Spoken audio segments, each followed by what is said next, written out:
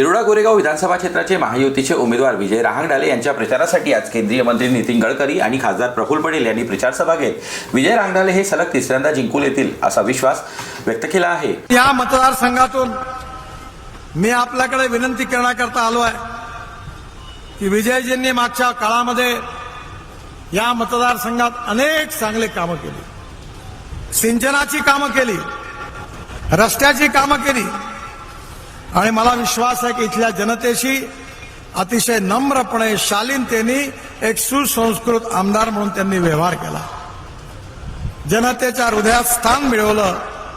असा एक चांगला उमेदवार आपल्या आशीर्वादाने पुन्हा एकदा उभा आहे। माझी तुम्हाला विनंती आहे की सर्व उमेदवारांचं डिपॉझिट जप्त करून त्यांना रेकॉर्ड ब्रेक मार्जिननी विजयी करा। पुन्हा एकदा आपल्या सगळ्यांना एवढ्या मोठ्या संख्येने आपण या ठिकाणी आलात आणि विजयजींना आशीर्वाद दिले याबद्दल आपल्या सगळ्यांचे आभार मानतो। धन्यवाद।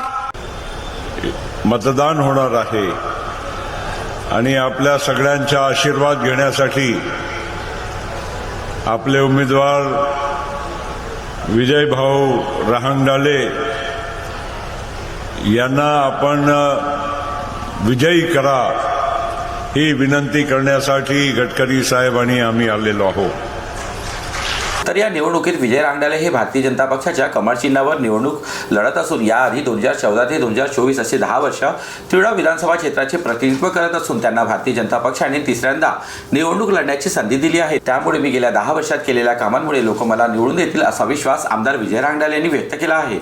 आज फक्त एक दिवस आता आमच्याकडे वाचलेला आहे।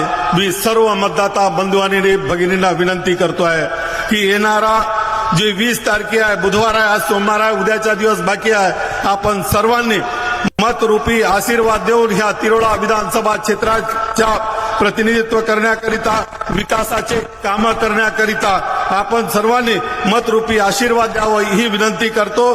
तर केंद्रीय मंत्री नितीन गडकरी आणि खासदार प्रफुल्ल पटेल यांना ऐकण्याकरिता हजारो लोकांनी गर्दी करत महायुतीचे उमेदवार आमदार विजय रहांगडाले यांना निवडून देऊ असा विश्वास दिला आहे। जीबी न्यूजचे प्रत्येक अपडेट मिळवून घेण्यासाठी तुम्ही आमच्या चॅनलला लाईक करा, सबस्क्राईब करा आणि शेअर करा। तसंच बेल आयकॉनला सुद्धा प्रेस करा। आपला जिल्हा, आपली बातमी, जीबी न्यूज गोंदिया।